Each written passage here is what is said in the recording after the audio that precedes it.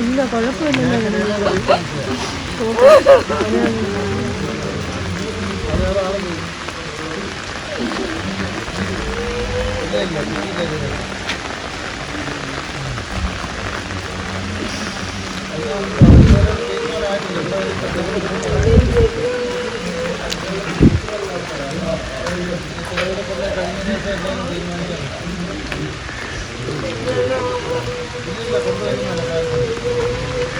സംഭവം എന്ന് വെച്ച് കഴിഞ്ഞാൽ ഞാൻ ഇവിടെ ഇല്ലായിരുന്നു. അപ്പം ഞാൻ കല്യാണം കഴിഞ്ഞ് എൻ്റെ പെണ്ണും ഞാനുമായിട്ട് മൈലമൂട്ടിലാണ് താമസിക്കുന്നത്.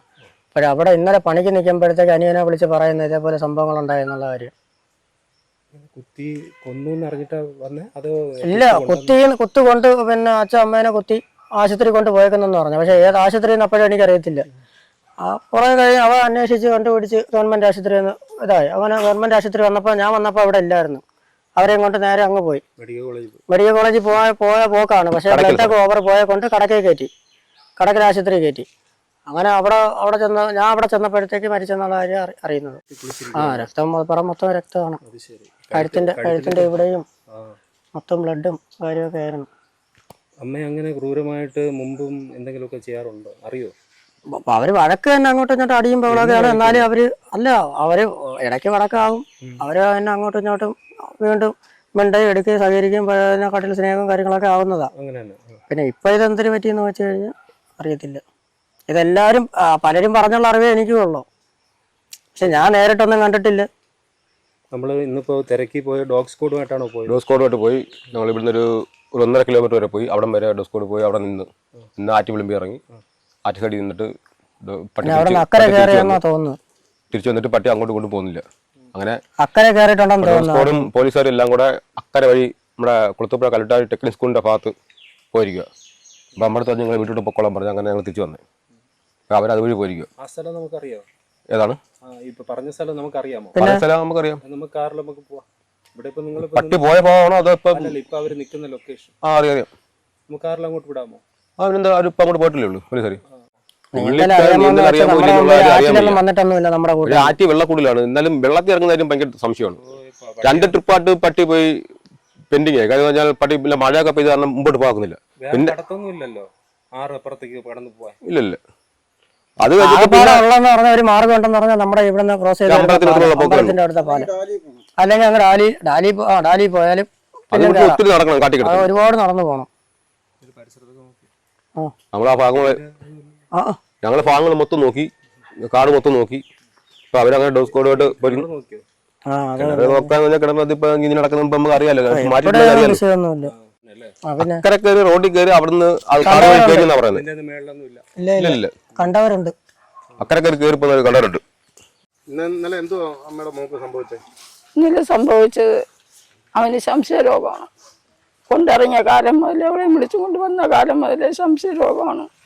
ശരീരോപദ്രവങ്ങളൊക്കെ ഇഷ്ടം പോലെ ചെയ്തു. അതെല്ലാം സഹിച്ചു. ഒരു പരാതിയും കൊണ്ട് എൻ്റെ വീട്ടിൽ വന്നിട്ടില്ല. എൻ്റെ ഭർത്താവ് എന്നെ ഇങ്ങനെ ഉപദ്രവിച്ചെന്നോ പറഞ്ഞെന്നോ ഇത്രയും കാലം വരെ ഒരു പരാതി കൊണ്ട് വന്നിട്ടില്ല. അവനെ കുറിച്ച് എടുത്തൊരു കാര്യം ആരോടും പറഞ്ഞിട്ടുമില്ല. പോലീസ് വരുമ്പം പറയും എനിക്ക് സാറേ 4 മക്കൾ എനിക്കുണ്ട്, എന്നെ കൊണ്ട് മാത്രം കഴിയില്ല വളർത്താൻ, ഒന്നും ചെയ്യില്ല സാറേ എന്ന് പറഞ്ഞുവിടും. ഇന്നലെ ഇപ്പൊ കണ്ടവനെ കാണുന്നവന്മാർ അത്രയും ചേർത്ത് പറഞ്ഞു അണ്ണ എന്നെ പറയാതെ ആശുപത്രി പോയി.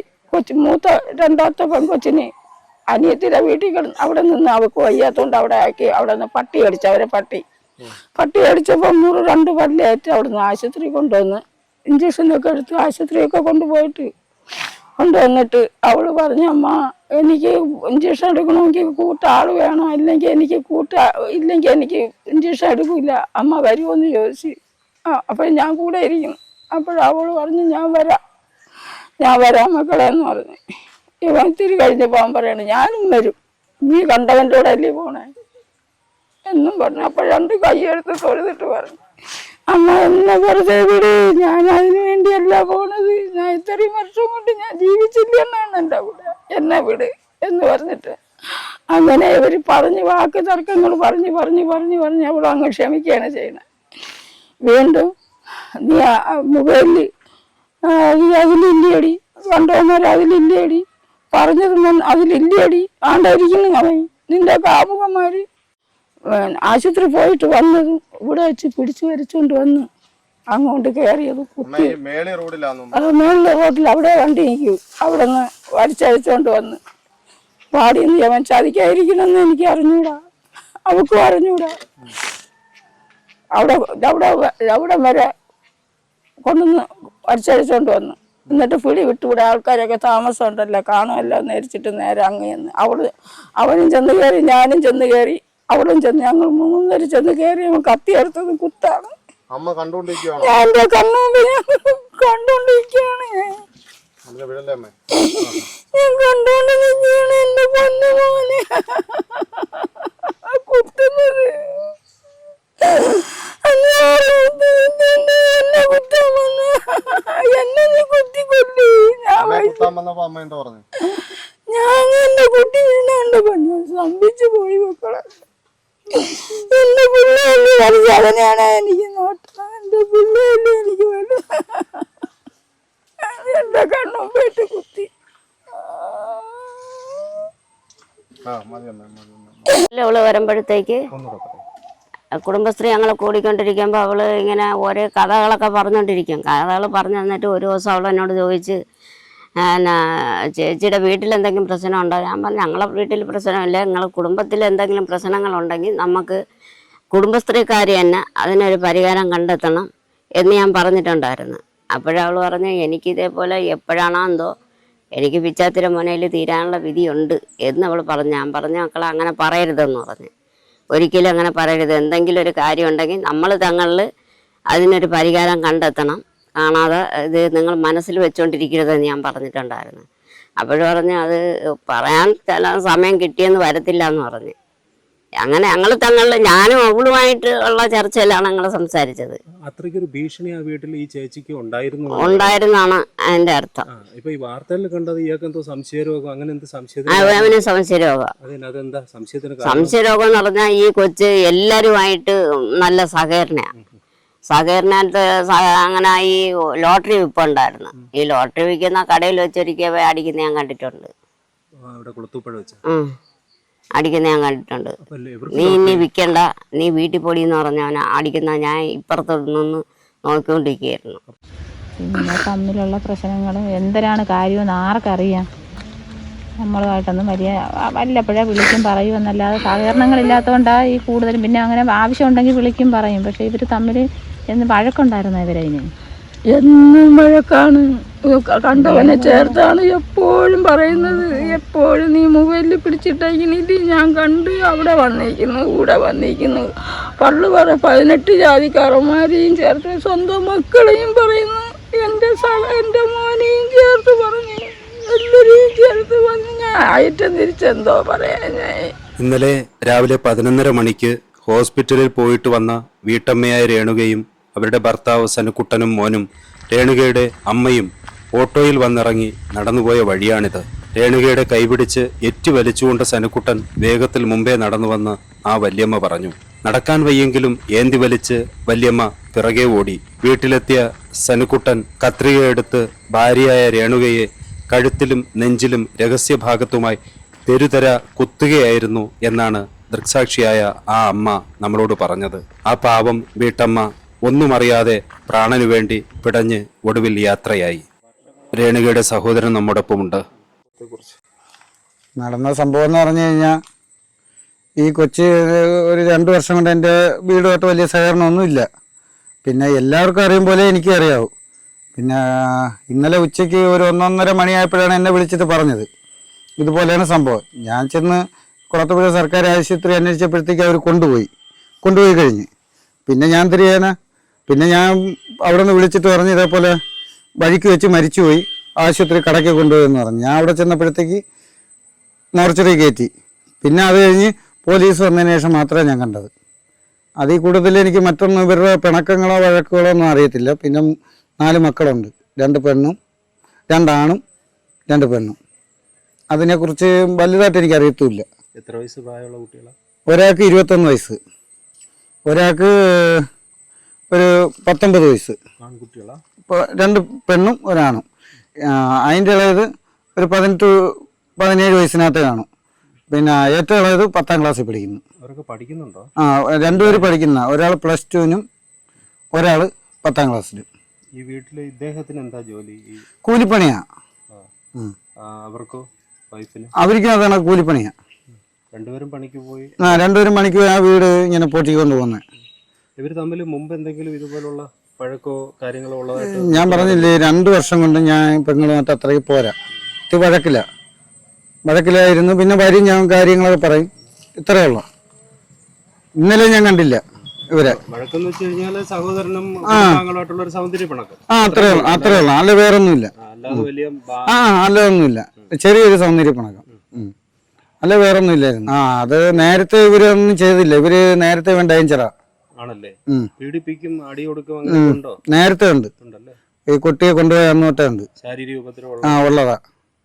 അത് പറഞ്ഞിട്ടുണ്ടോ? ഞാൻ കണ്ടിട്ടുണ്ട്. നേരത്തെ ഉണ്ട്, വർഷങ്ങൾക്ക് മുമ്പേ ഉണ്ട്. ഇയാളെ മറ്റു മയക്കുമരുന്ന് ഉപയോഗിക്കുന്ന ആളാ, കഞ്ചാവ് കണക്കത്തെ സാധനം. നമുക്ക് ആ സ്ഥലത്തേക്ക് ഒന്ന് പോയി നോക്കാം. നമുക്ക് പോയി നോക്കാം. വ്യക്തമായിട്ട് നമുക്ക് പറയാൻ പറ്റത്തില്ല, ഞാൻ കണ്ടില്ല കേട്ടാ. ഞാൻ ഇവിടെ ഇല്ലായിരുന്നു. നമ്മൾ വന്നപ്പോഴത്തേക്ക് എല്ലാം കഴിഞ്ഞു. നമ്മുടെ വീട് ദൂരെയാണ്. ഞാൻ ഡിപ്പോ. അതിൽ മൂത്താള് വേഗം കഴിഞ്ഞു. മൂത്താളിപ്പോ മറ്റേ ഇത് പോലീസ് വന്നിട്ടുണ്ടല്ലോ ഇത് അന്വേഷിക്കാൻ, അവരവിടെ സ്ഥലം കാണിക്കാൻ പോയിക്കേ. വരികണിച്ച് അത് ഈ കൊന്നാളിന്റെ സഹോദരിയാ ആയിരിക്കുന്ന. ഇതാണ് രേണുകയുടെ വീട്. ലൈഫ് പദ്ധതിയിൽ ഉൾപ്പെട്ട ഒരു വീടാണെന്നാണ് അറിയാൻ കഴിഞ്ഞത്. രേണുകയുടെ ഭർത്താവ് രേണുകയുടെ സ്വന്തം വല്യമ്മയുടെ മകനാണത്രേ. ജനിച്ച നാൾ മുതൽ നിന്നെ കണ്ടു മോഹിച്ചു എന്നൊക്കെ പറഞ്ഞ് 14ാമത്തെ വയസ്സിൽ ഈർക്കിൽ പോലത്തെ പെണ്ണിനെയും വിളിച്ചുകൊണ്ട് അവൻ പോയതാണ് എന്ന് ബന്ധുക്കൾ പറഞ്ഞു. അവർക്ക് 4 മക്കൾ പിറന്നു. സനുക്കുട്ടന് കൂലിപ്പണിയാണെന്ന് പറയുമ്പോഴും ആലപ്പണിയായിരുന്നു മെയിൻ ജോലി. ജീവിതത്തിൻ്റെ 2 അറ്റം കൂട്ടിമുട്ടിക്കണം. 2 പെൺപിള്ളേരാണ്. മൂത്തൊരു ആൺകുട്ടി ഉണ്ടെങ്കിലും ജോലിക്കാരൻ അന്ന് ആയിട്ടില്ല. ഇതൊക്കെ പറഞ്ഞ് സമ്മതിച്ചാണ് രേണു തയ്യൽ ജോലിയും ഇടയ്ക്ക് കുളത്തൂപ്പുഴ അമ്പല പരിസരത്ത് ലോട്ടറി കച്ചവടവും നടത്തി വന്നത്.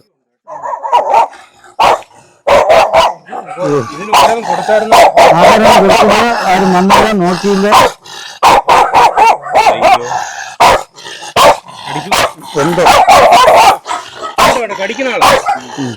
അത് മക്കളുള്ള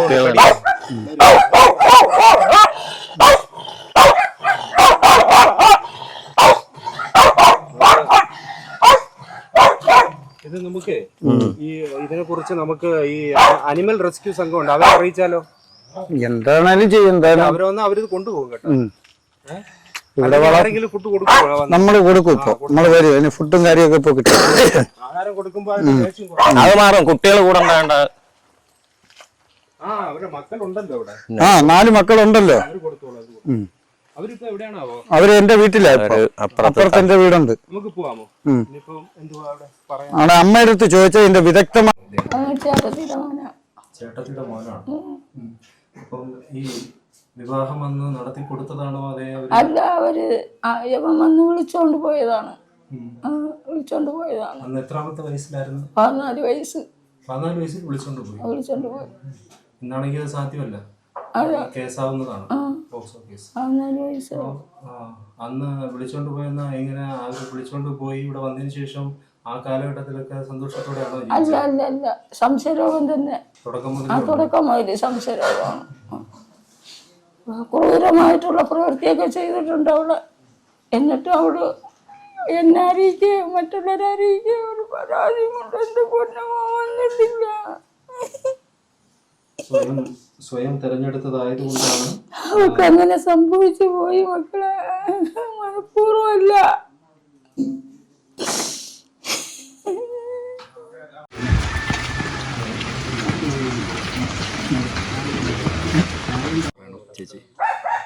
ഞങ്ങൾ ഇന്നലെ ഉച്ചയ്ക്ക് ഇവിടെ വന്നപ്പോൾ 1 മണിയായി ഞാൻ വന്നപ്പോഴത്തേക്ക്. അപ്പോഴാണ് അറിഞ്ഞ ഇത് കണക്ക് കൊച്ച് കുത്തേറ്റ് ഹോസ്പിറ്റലിൽ കൊണ്ടുപോയെന്ന്. അവർ ഭാര്യയും ഭർത്താവും കൂടെ അക്കരെ പോയിട്ട്, ഭാര്യയും ഭർത്താവും അമ്മയും ഉണ്ടായിരുന്നു. അവർ 3 പേരും കൂടെയാണ് അക്കരെ പോയിട്ട് വന്നത്, ഹോസ്പിറ്റലിൽ പോയിട്ട് വന്നത്. അപ്പോൾ വന്ന ഉടനെയാണ് ഈ സംഭവം നടന്നത്. അപ്പോഴാ മഴയായിരുന്നു, മഴ സമയത്തായിരുന്നു. വന്നിട്ട് അവർ അങ്ങനെ നാട്ടുകാർ കണ്ട് അവിടെയുള്ള 2 വീട്ടുകാർ ഓടി വന്ന് അവരാണ് കണ്ടത് ഇവിടെ കുത്തേറ്റ് തള്ളയുടെ മടിയിൽ കിടക്കുന്നത് രേണുക. അങ്ങനെ അപ്പോഴത്തന്നെ ഇവിടെ എല്ലാവരും കൂടെ കൂടിയ ഹോസ്പിറ്റലിൽ കൊണ്ടുപോയി. ഇതാണ്ട് അവിടുത്തെ അമ്മ കണ്ടുകൊണ്ടിരിക്കുമായിരുന്നു അവർ ഇറങ്ങി വരുന്നത്. ഇതാണ്ട് ആ വീട്ടിലമ്മ. അപ്പം ഇത് ഈ ഒരു ഇവരുടെ ഒരു തലയ്ക്ക് ഇങ്ങനെ ഒരു ചെയ്യണമെന്നുള്ളൊരു തോന്നലിലേക്ക് വന്നത് ഇവിടെ വന്നിട്ടാവണം എന്നുണ്ടോ? ആയിരിക്കാം. അവരെ കുടുംബ പ്രശ്നമായല്ലേ എന്ത് നമുക്കറിയില്ല. വീട്ടിൽ വന്ന് എന്ത് സംഭവിച്ചു എങ്ങനെയാണെന്ന് നമുക്കറിയില്ല. അവരെ അമ്മയ്ക്ക് മാത്രമേ അറിയാവൂ. ഏതെങ്കിലും രീതിയിൽ പ്രകോപനം ഉണ്ടാക്കുന്ന രീതിയിൽ പറയുന്ന എന്തെങ്കിലും ഇവരുടെ സ്വഭാവത്തിലുള്ള ഒരാളാണോ? അങ്ങനെയൊന്നുമില്ല. ആ കൊച്ചു പാവ, വേറെ ഒരു കുഴപ്പമില്ല കൊച്ചു.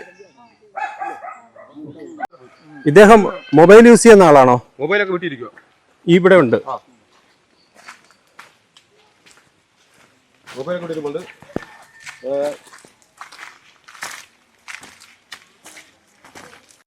സംഭവ സമയത്ത് ഭയങ്കര ഒരു മഴയായിരുന്നു.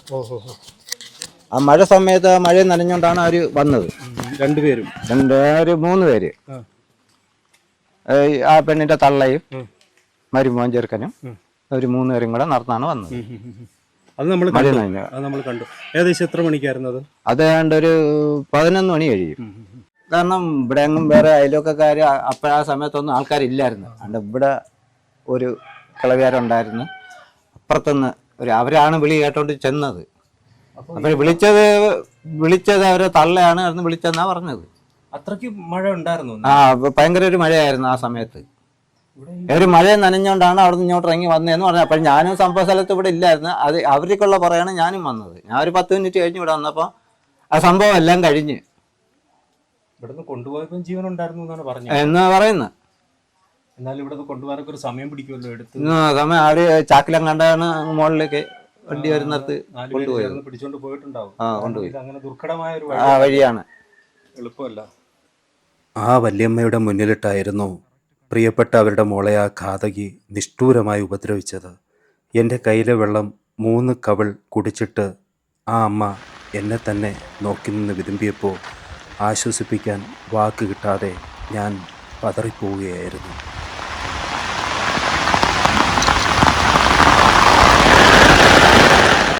ഓരോ മഴക്കാലവും മുറിവേൽപ്പിച്ചു പോകുന്ന അനേകം ജീവിതങ്ങൾക്കൊപ്പം രേണു ഓർമ്മയായി.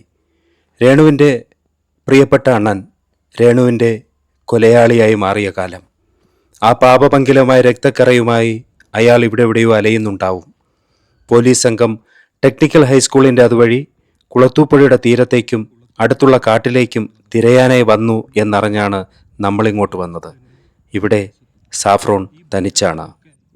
സാഫ്രോൺ ഈ ദുരന്തങ്ങൾ പറഞ്ഞിടുന്നത് എന്തിന് എന്ന് ചോദിക്കുന്നവരോട് ഈ ദുരന്തങ്ങളിലേക്ക് ഒരു ചിന്ത കൊണ്ടുപോലും നിങ്ങൾ നടന്നെടുക്കരുത് എന്ന അഭ്യർത്ഥനയാണുള്ളത്.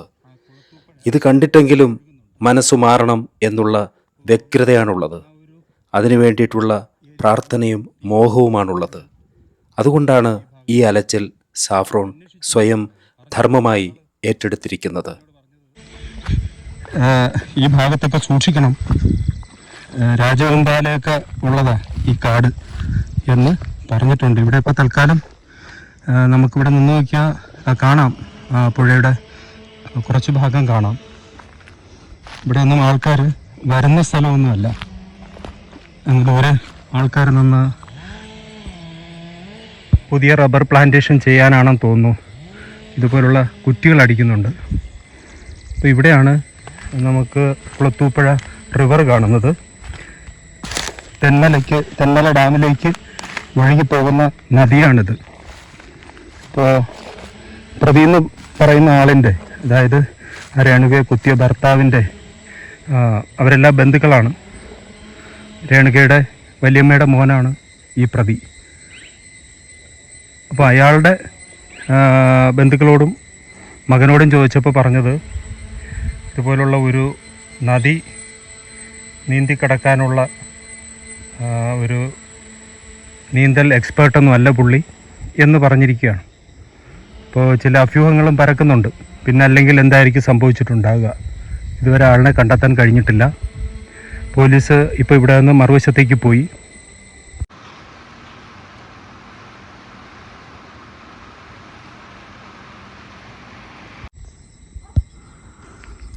ഈ ഭാഗത്ത് അങ്ങ് മറുവശത്തോട്ട് എവിടെയോ ആൾക്കാർ സംസാരിക്കുന്നത് നമുക്കിവിടെ നിന്ന് കേൾക്കാം. ഇത് കണ്ടോ, ഈ ഭാഗം മുഴുവൻ ഇങ്ങനെ കാടാണ്. ഏതെങ്കിലും ഭാഗത്ത് ഒരാളിനെ ഒളിച്ചിരിക്കാനൊക്കെ എളുപ്പമാണ്, കണ്ടെത്തുക ബുദ്ധിമുട്ടുമാണ്.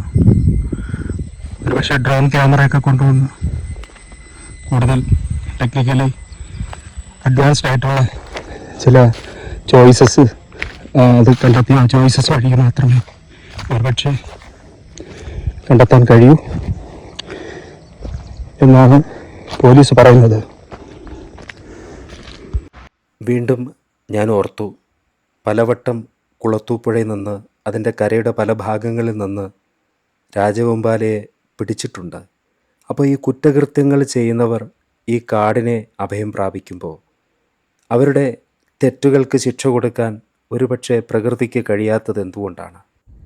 അവിടെയാണ് കാമം എന്ന് പറയുന്ന ആ ഒരു വികാരത്തെക്കുറിച്ച്, കാമത്തെക്കുറിച്ചുള്ള ശരിയും തെറ്റുമായ അവബോധങ്ങൾ, അല്ലെങ്കിൽ കാമത്തിനു വേണ്ടി കാമത്തെ പരാമർശിച്ചുകൊണ്ട് പെരുകുന്ന കുറ്റകൃത്യങ്ങൾ തുടർക്കഥയാകുമ്പോൾ ശൂന്യതയിലില്ലാത്ത സുഖത്തെക്കുറിച്ച് ചിന്തിച്ച് കുലക്കയറിൽ ചെന്ന് തൂങ്ങിയാടേണ്ടി വരുന്ന മനുഷ്യ കുലത്തിൻ്റെ വാർത്തകളാണ് നമ്മൾ നിരന്തരം കണ്ടുകൊണ്ടേയിരിക്കുന്നത്, അല്ലേ? ഇതുപോലെ എത്രയെത്ര അമ്മമാർ മോഹിച്ച് ലാളിച്ച് കൊണ്ടു നടന്ന് വളർത്തി വലുതാക്കി അവസാന കാലത്ത് പോലും ഒരു സമാധാനവുമില്ലാതെ, മഴയെന്നും വെയിലെന്നുമില്ലാതെ പോലീസിനും കോടതിക്കും മുന്നിൽ കരഞ്ഞും തളർന്നിരുന്നും നിലവിളിച്ചും വാടിക്കുഴയുന്നവർ. ഇനി വയ്യ, നമുക്ക് തിരികെ പോകാം. നാളെയെങ്കിലും ഇതുപോലുള്ള വാർത്തകൾ വരാതിരിക്കട്ടെ. ശുഭമായ നല്ല കാര്യങ്ങളെ നമുക്ക് റിപ്പോർട്ട് ചെയ്യാൻ ധാരാളം ഉണ്ടാകട്ടെ. നന്മകൾ നമ്മുടെ സമൂഹത്തിൽ ഉണ്ടാകട്ടെ. എനിക്ക് നിങ്ങളെ വേണ്ടെങ്കിൽ ഞാൻ ഒഴിഞ്ഞു പോകണം. നിങ്ങൾക്ക് എന്നെ വേണ്ടെങ്കിൽ നിങ്ങൾക്കും ഒഴിഞ്ഞു പോകാം. അന്യോന്യം കൊല്ലണ്ട. ജീവിക്കൂ, ജീവിക്കാൻ അനുവദിക്കൂ. സ്നേഹപൂർവ്വം, സാഫ്രോൺ. നന്ദി.